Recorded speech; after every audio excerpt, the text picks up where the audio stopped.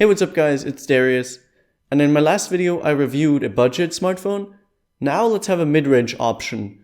This is the Honor 9, almost 6 months after its release.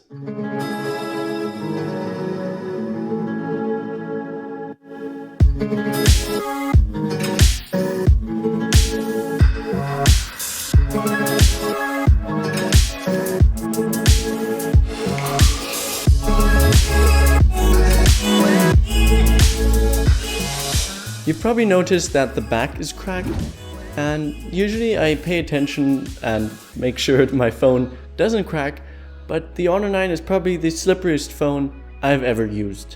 When holding it, it is quite slippery, but there's worse. The back just has no grip at all. Like, it literally slides off a not perfectly straight surface. You won't believe how often it actually fell, sometimes even face down. I'm actually quite surprised that not more is broken or scratched. There are some scuffs on the corners, but those are from the bad fall when the back glass cracked. It also has some scratches, but they're mostly hard to see. The back attracts a lot of smudges and fingerprints. Luckily they're not that visible with this color, but I definitely recommend you pick up a skin or a case like this Rhino Shield crash guard. I wish I had it before my phone fell, then it would still be crack free. Apart from that, the hardware is really nice. It's super solid, nothing squeaks or moves. The only thing that could be a little better are the buttons. They're by no means bad, but they wiggle a bit. It sadly also lacks a water resistance, but it's not a deal breaker at this price point. The back is a little curved, similar to what Samsung is doing on their phones, so it lies very comfortably in the hand, and I really like it. The design is also really premium. It's nothing special, to be honest, and the bezels are quite large, but the color looks really nice, and the way the back reflects light looks super cool. And as a bonus, there is no camera hump. Taking a look around the device, on the bottom you find a USB-C port, a headphone jack, and a mono speaker. It is easily covered and distorts a little at max volume, but overall is a decent speaker. There's an IR blaster, which is rare, and a dual SIM slot that can either be used with 2 SIM cards or a SIM card and a microSD card. The front houses the best in class fingerprint scanner. Seriously, it's so fast, I have no idea what kind of wizardry Huawei is doing. It's a little weird because it's not an actual button, so you can't wake the device without unlocking it, or when you use a finger that's not registered, it doesn't respond at all. It is flanked by soft touch buttons labeled with just a dot, so you can decide what orientation you want them to have.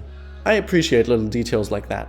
You can even disable the soft touch buttons completely and just use the fingerprint scanner to control it. I, however, prefer the classic way. Above the buttons there is the pleasant 5.15 inch 1080p LCD panel. It looks really good with punchy colors and great viewing angles. It's not the most accurate, greens particularly, but it's decent. You can adjust the screen temperature in the settings, and there's a blue light filter, which is great.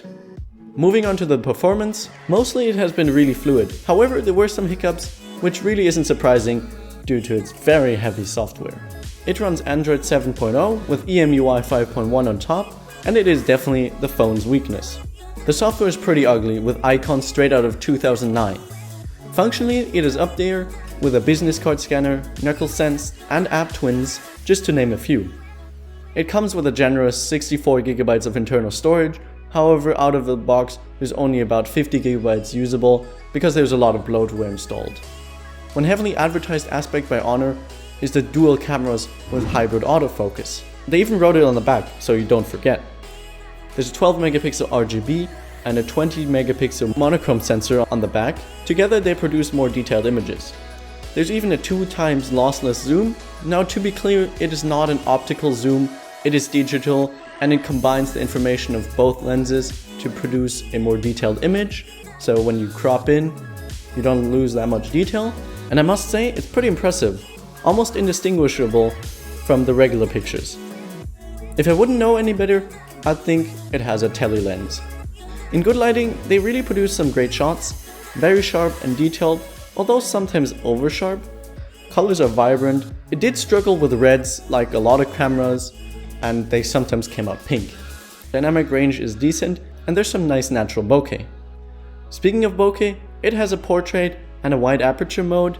They work fairly well and can give you some nice results, but for the most part, it's just a gimmick with poor edge detection. There's also a monochrome mode, which lets you utilize the monochrome sensor.